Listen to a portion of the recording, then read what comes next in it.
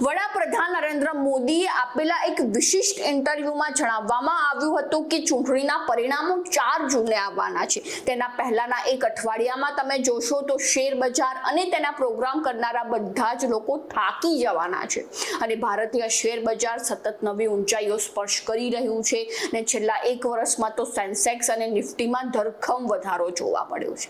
નમસ્કાર, ગુજરાત જો ટીવીની સાથે હું છું મનીષા ઠાકર।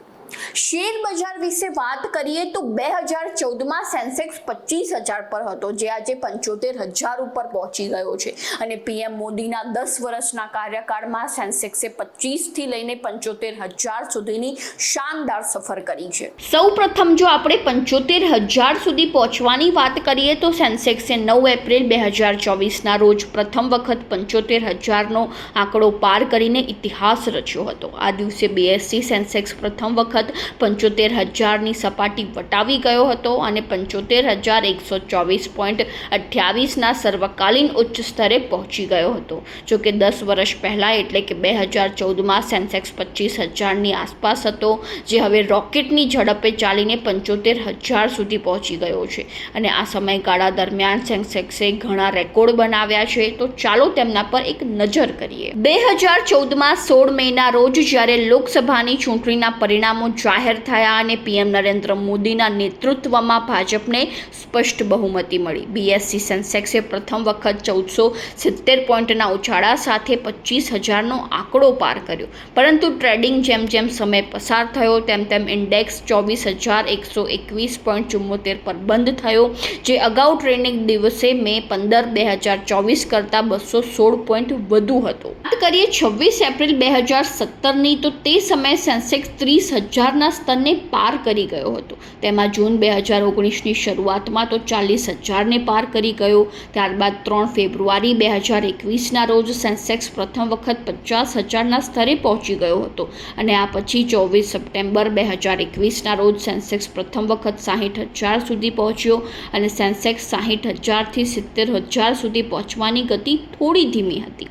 ત્યારબાદ ડિસેમ્બર 2023માં સેન્સેક્સે ઘણા નવા રેકોર્ડ બનાવ્યા, જેમાં ગયા વર્ષે ડિસેમ્બર 2023માં શેર બજારે ઘણા નવા રેકોર્ડ બનાવ્યા હતા, જેમાં સેન્સેક્સ પણ 14 ડિસેમ્બર 2023ના રોજ 70,000 અને 15 ડિસેમ્બરે 71,000 અને 27 ડિસેમ્બરે તો 72,000ની સપાટી વટાવી હતી। જેમાં નવ વર્ષ 2024 શરૂઆતથી જ શેર બજાર માટે બેજોડ રહ્યું છે, જેમાં 15 જાન્યુઆરી 2024ના રોજ પ્રથમ વખત સેન્સેક્સ 73,000ની નવી ટોચે પહોંચ્યો હતો અને આ શાનદાર શરૂઆત પછી 6 માર્ચ 2024ના રોજ સેન્સેક્સે 74,000ના સ્તરને પણ વટાવી દીધું અને ત્યાર પછી બીજા જ મહિને તે 75,000ની અને અત્યાર સુધીની સર્વોચ્ચ સપાટીને સ્પર્શી ગયો છે। ભારત વિશ્વનું ચોથું સૌથી મોટું સ્ટોક માર્કેટ બની ગયું છે અને આ રીતે પીએમ મોદીના 10 વર્ષના કાર્યકાળમાં સેન્સેક્સ 25,000થી 3 ગણો વધીને 75,000 થયો છે અને આ 10 વર્ષમાં તમામ બીએસસી લિસ્ટેડ શેરોની માર્કેટ કેપ